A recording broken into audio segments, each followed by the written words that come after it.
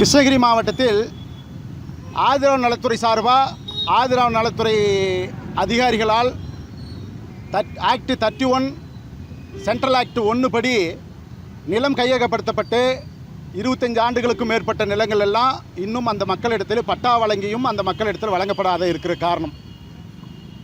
ஏன் அந்த மக்களிடத்தில் இன்னும் அந்த மக்களுக்கு பட்டா வழங்கியும் அந்த இடத்துல உட்கார வைக்க முடியல, ஏன் ஒரு சில இடங்களில் பட்டாவும் கொடுக்காமல் இருக்கிறாங்கன்ற கேள்வியோடு ஓராண்டுக்கு முன்பு நீதிமன்றத்தை நோக்கி நாங்கள் வாக்காளர் அடையாள அட்டையும் ஆதார் அட்டையும் திரும்ப ஒப்படைக்கும் போராட்டத்தை நடத்தினோம் விடுதலை சிறுத்தை கட்சியின் சார்பில். ஆனால் இங்கே இருக்கக்கூடிய மாவட்ட ஆட்சியர் நாங்கள் நடத்தப்பட்ட எந்த போராட்டத்திற்கும் எந்த விதமான அதிகாரிகள் துணை நின்று எதையுமே இது வரைக்கும் செஞ்சு கொடுத்ததா இல்லை. எல்லா போராட்டங்கள் வடிவங்கள் தான் இந்த மக்களுக்கான ஒவ்வொரு இடத்துலையும் நாங்கள் வீட்டுமனை பட்டாவோ இல்லை அடிப்படை உரிமைக்காக நாங்கள் போராடிட்டு இருக்கிறோம்.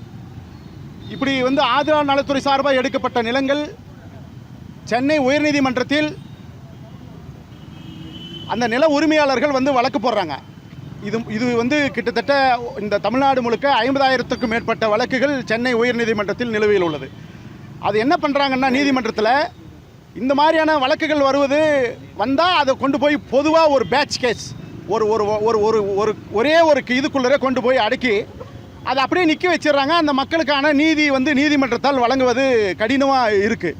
இது தமிழக அரசு உணர்ந்து நீதிமன்றத்திற்கு ஒரு புதியதாக ஒரு சட்டசபையில் ஒரு சட்டத்தை நிறைவேற்றி உடனடியாக ஒட்டுமொத்த கேஸையும் ஒரே ஜட்ஜ்மெண்ட்டில் சொன்னால் இந்த மக்களுக்கு கிட்டத்தட்ட 40,000-50,000 பேருக்கு இந்த மாவட்டத்தில் மட்டும் பயன்பெறுவார்கள் என்பதை நான் விடுதலை சிறுத்தையின் சார்பில் நான் தெரிவித்துக்கிறேன்.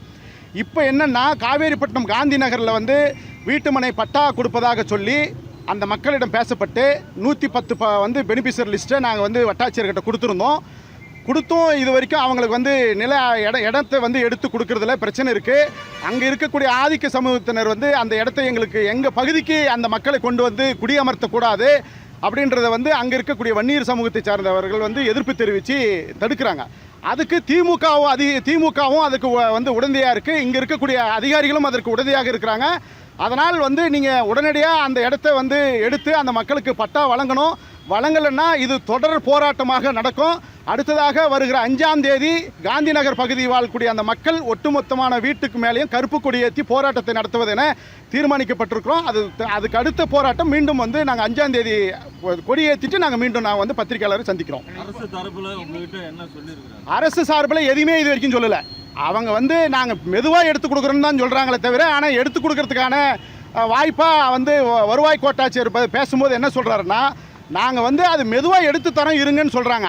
ஆனால் அவங்க இப்போ உதயநிதி மாண்புமிகு துணை முதல்வர் உதயநிதி ஸ்டாலின் அவர் வரும்போது ஒரு 10,000க்கும் மேற்பட்ட நபர்களுக்கு இலவச வீட்டுமனை பட்டா வழங்குறதா சொல்கிறாங்க. ஆனால் ஏற்கனவே இது எப்படி பட்டா கொடுக்குறாங்கன்னா, ஏற்கனவே ஆதரவு நலத்துறை சார்பாக பட்டா வழங்கி அந்த கண்டிஷன் பீரியட் முடிஞ்சதுக்கப்புறம் அந்த பட்டாவை பட்டாவாக கன்வெர்ட் பண்ணுறாங்க. அது ஜென்ரல் தாசில்தாருக்கு கன்வெர்ட் ஆகிடுது. அந்த பட்டாவை மீண்டும் நாங்கள் பட்டா கொடுத்துருக்குறோன்றதை ஒரு பொய்யான ஒரு தகவலை இந்த மக்களுக்கு சொல்கிறாங்க. அதை விடுதலை சிறுத்தைகள் வன்மையாக கண்டிக்கிறோம்.